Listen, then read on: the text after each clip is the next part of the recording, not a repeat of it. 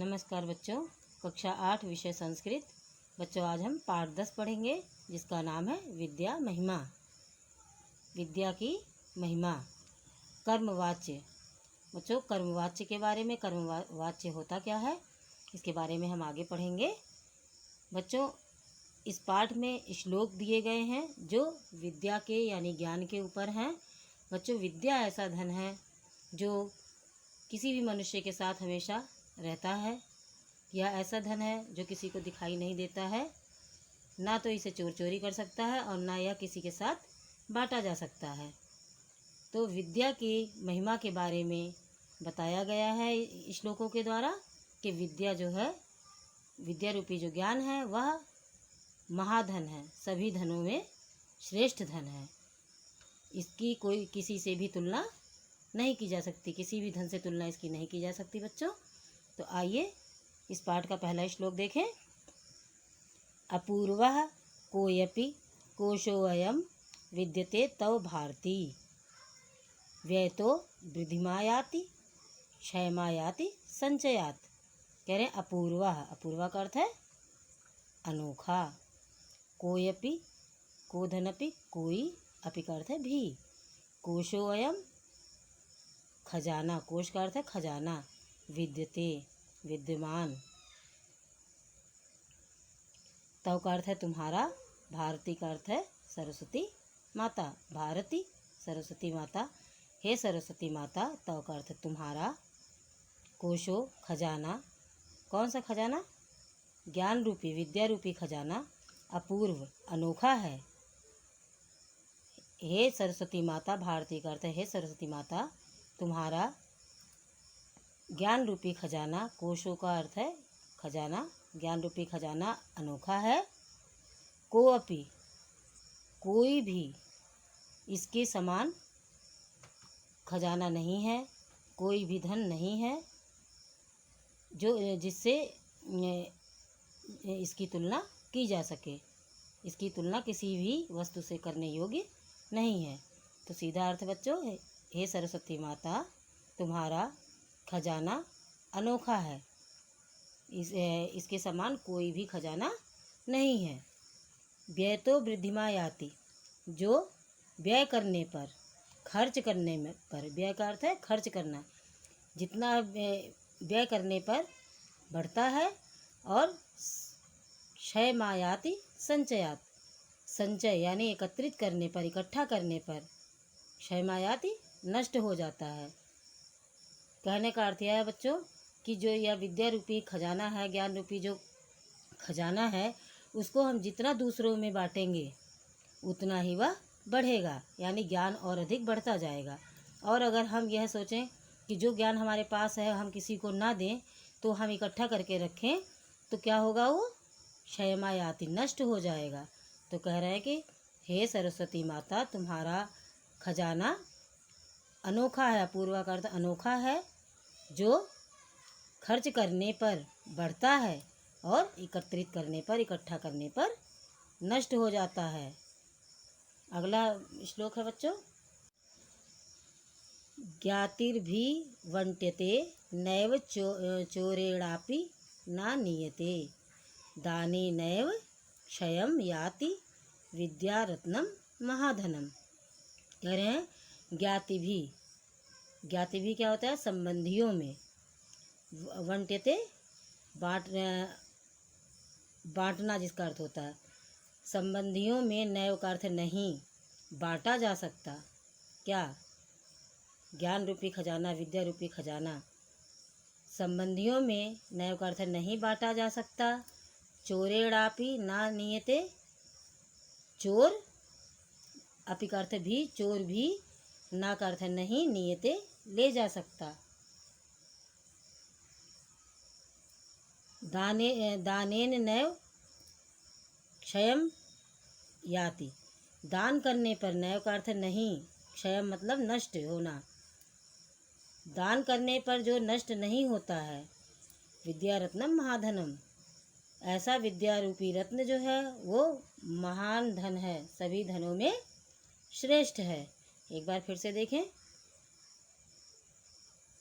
यह विद्या रूपी खजाना, या यहाँ से देखें आप, यह विद्या रूपी धन संबंधियों ज्ञाति भी संबंधियों में, नय का अर्थ नहीं, वंट्यते का अर्थ है बांटा जा सकता।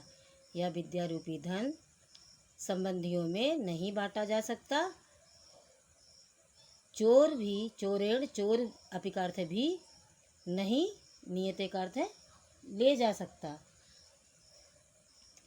दान करने पर क्षय नष्ट, नय का अर्थ नहीं होता, दान करने पर नष्ट नहीं होता है।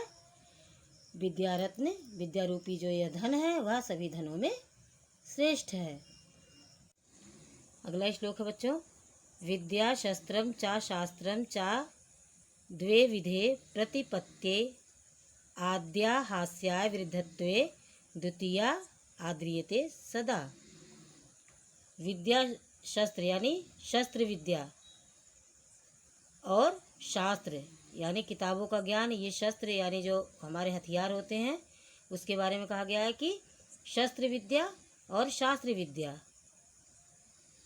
प्रतिपत्ति का अर्थ है प्राप्त करने योग्य है। ये दो लिखा है ना, ये द्वे लिखा है तो इसका अर्थ हुआ दो। प्रतिपत्ति प्राप्त करने योग्य विधे विद्या हैं। शस्त्र विद्या और शास्त्र विद्या ये दो प्राप्त करने योग्य विधे का अर्थ विद्या हैं। आद्या प्रथम, आद्या का अर्थ है प्रथम, पहली। हास्याय हास्य के लिए, वृद्धत्वे वृद्धावस्था में हंसाने के लिए होती है। कौन? शस्त्र विद्या। तो शस्त्र विद्या तो पहली विद्या हुई, पहली वृद्धत्वे वृद्धावस्था में हास्याय हंसाने के लिए होती है। द्वितीया और दूसरी आद्रियते सदा, सदा करते हमेशा आदर दिलाती, आद्रियते का अर्थ है आदर दिलाना, आदर दिलाती है, मान सम्मान दिलाती है।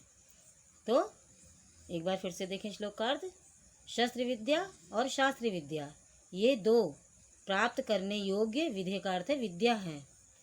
पहली वृद्धावस्था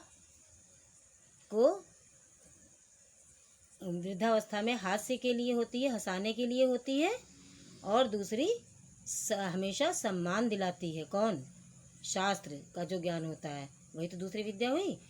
शास्त्र का ज्ञान जो होता है वो हमेशा आदरिते आदर यानी सम्मान दिलाता है। अगला श्लोक है बच्चों, ना चौरहार्यम ना राजहार्यम ना भातृभाज्यम ना चा भारकारी व्यय कृते वर्धते एव नित्यम विद्याधनम सर्वधनम धन प्रधानम। कह रहे हैं ना चौरहार्यम, ना चोर चुरा सकता है, ना राजहार्यम ना राजा हार्यम ले सकता है, ना भातृभाज्यम और ना ही भाई बांट सकता है, नाचा भारकारी और ना ही यह भारी होती है, ना इसमें कोई वजन होता है, यह कहीं भी हम अपने साथ ले जा सकते हैं।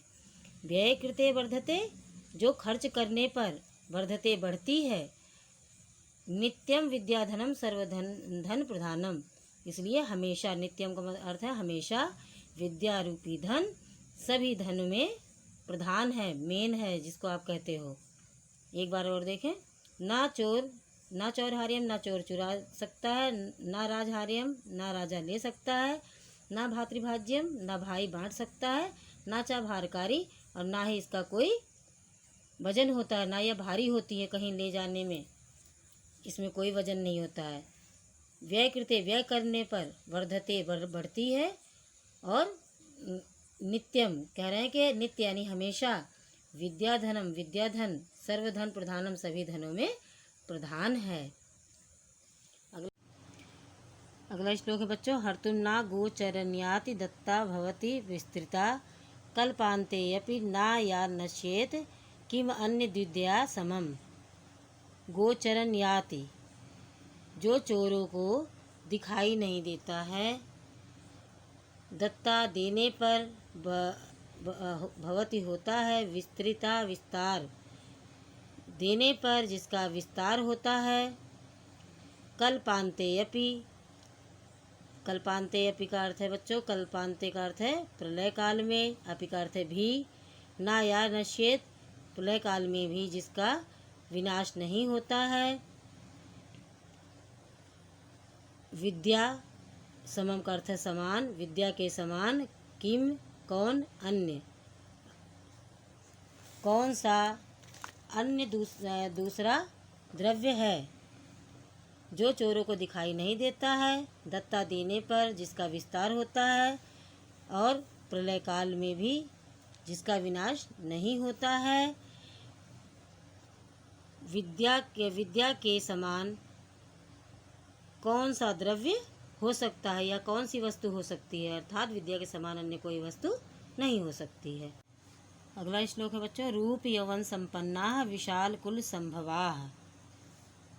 रूप यौवन से संपन्न, चाहे विशाल कुल में पैदा हुआ हो, पर जो विद्या से विहीन हो, जिसके पास विद्या का ज्ञान नहीं हो, तो वह निर्गंधा, सुगंध रहित, किंशुका होता है बच्चों पलाश या ढाक के फूलों की तरह ना शोभनते, शोभा नहीं देता है।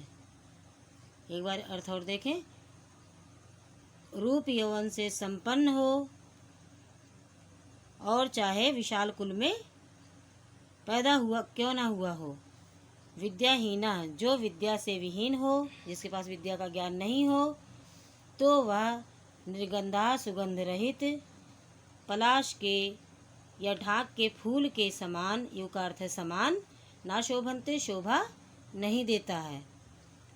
अगला श्लोक है बच्चों, सद्विद्या यदि का चिंता वराक कोदर पूर्णे शुकोय प्यशनम याति रामेति चा ब्रुवन।